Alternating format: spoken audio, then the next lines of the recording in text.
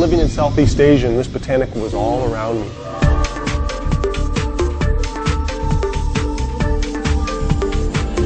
And I realized, wow, this could be the next big one to change the world of health and nutrition.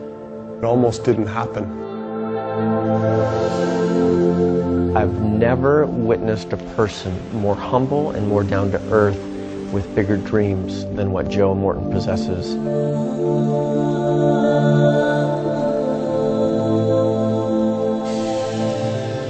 When I think of our upbringing, I think of it fondly. You know, at the time when you're growing up in that kind of an environment out in the country, you wonder, oh, is this really what I want in life? And as I've grown and developed, both Gordon and I talk about it regularly, how we'd love to be able to be back in that kind of a setting. I remember my mother taking us and showing us botanicals, but not just showing us them, but showing how they benefit our human health.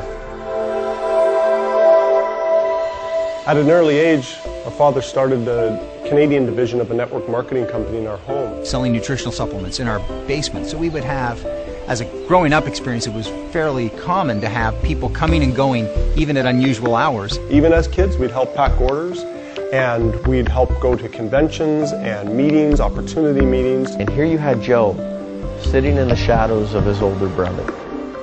Kind of the guy behind the scenes, just observing. Joe is more driven than I am. To me, network marketing and the nutritional industry means offering people a way to change their lives. And I always wanted to be a part of that. I really wanted to change the way that botanicals and nutritional supplements were marketed. You know, Gordon is a people person. It's a guy like him who actually ended up becoming a distributor in this industry. And not just a distributor, but the top distributor. He's always been a mentor of mine, and followed him a lot throughout my life. All of that adds up to the story, to this one day that Joe would be sitting in the country of Malaysia. He speaks French. Somehow his French skills got him in the international department. He ends up getting sent to Malaysia and taking a one-year general manager's position over, you know, an entire country. I was thrust into a leadership position very quickly at an early age, and that was a very challenging point in my life. Every afternoon at about 4 o'clock, I'd get a call from Joe, and I'd call it like therapy hour. Yeah. Because Joe was sitting there in Malaysia. This had been the most difficult experience professionally I had in my life. And there was a moment in time where I actually felt like I wanted to kind of give up, wanted to quit. I was actually experiencing the sights, smells, tastes, sounds of Southeast Asia. You know, you're disconnected living halfway around the world. And I phoned my father, looking for some sympathy, looking for him to maybe understand and say, hey, it's okay, Joe, come on home. But I received a different message. The message was basically, you need to stay. You are a leader. People are looking towards you. You must stay and you must lead. You know, as I changed my attitude, came back to that dream of bringing a botanical to the world.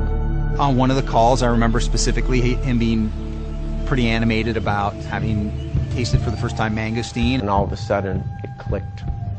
These dreams, this build-up, this upbringing, the questions that he asked and had answered on all types of botanicals throughout his life, all of a sudden culminated in this one moment of time when he finally discovered this fruit he'd never heard of. I saw all these new botanicals that I'd never seen before, like longan and lychee and rambutan and durian, but none of them had the folklore and none of them had the science behind it like Mangosteen did, like Garcinia mangostana. Hey, did Mom sell that in her health food store? No. Did Dad sell it in his nutritional company? No. And I think at that point we realized we had some commercial value. In order for it to be good for you, it has to taste bad. And that's what it was like growing up. But here I was, a fruit, a botanical, that tastes phenomenal. They call it the queen of fruit. And yet it has all this folklore use behind it.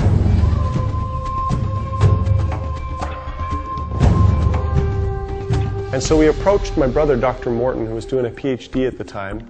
We said, Dr. Morton, can you take this botanical, can you look at it, and can you see if there's any science behind it? He came back and said, you guys realize what you have here. He's just started going through paper after paper after paper of research that had been done in universities throughout the world. The rind of the mangosteen has polysaccharides, it has proanthocyanidins, it has xanthones, which was a new class of phytonutrients to us. Xanthones. Gordon, Aaron, and I looked at each other. Are you kidding me? Xanthones. Never heard of it before. It seemed like somebody presented us with an answer book that said, hey, you've got the product, the validation, the science, and a commercial market for it. There was a feeling in that room that we needed to do it, and we need to do it now. How do we bring an exotic fruit to the world, one that's never been brought to market before? We decided to do it in a beverage, use the whole fruit, the peel and the pulp of the fruit.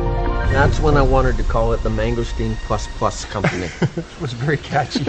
Aaron said we are going to brand this product so strong that when anyone talks about xanthones, when anyone talks about mangosteen, they will have to talk about our product. It was at that time when Gordon said we were going to find a way to make sure that we give back a portion of our profits to children's charities, and that we will make a compensation plan that will make industry leaders' heads spin. We wanted to come up with a word that was fun. We decided the three of us would lock ourselves in a room and not come out until we had a brand name. Go on to represent something bigger than just red liquid in a bottle. And it was Gordon connected mangosteen and xanthones together and came up with the name XanGo. Gary Hollister. He is an amazing leader. He handed me a stack of studies about 1.5 inches thick and asked me to take it home over the weekend and form my own opinion. First thing I did Monday morning was to call Aaron and say, we have got to find a way to bring this product to market. Brian's a salesman trapped in a lawyer's body. I was ready for a change in my life. And one day Aaron said, Brian, what if the magic could be restored? Would you be interested in being a part of something that would bring it back to life? I said, absolutely. The financial genius of a Kent Wood. He has audited some of the biggest companies in the industry, bar none. It was a short window of opportunity that we had to launch XanGo, so we acted with urgency and scheduled our first board meeting at my house. It had to be there so that I could watch the children. My wife gets home. I introduce her to my 5 new partners, let her know that we're starting this company, and oh, by the way, I quit my job. It was coming together. It was starting to happen. We knew it was right. I knew it was right. And yet, every single one of us, we'd mortgaged our homes, we'd mortgaged our cars, our wives and our children, and we were set to go.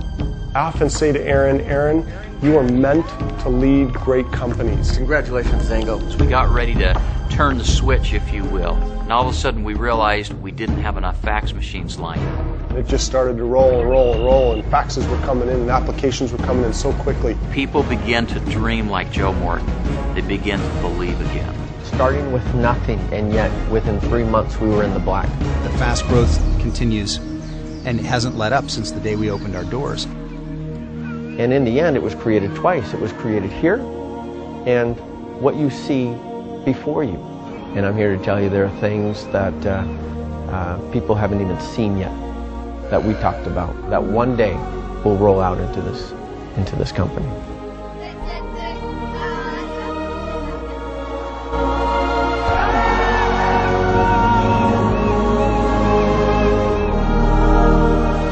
XanGo is a company built on dreams. From my dream of this product, to the dreams of my partners, to the dreams of millions of people worldwide. Welcome to XanGo, a company where it's safe to dream.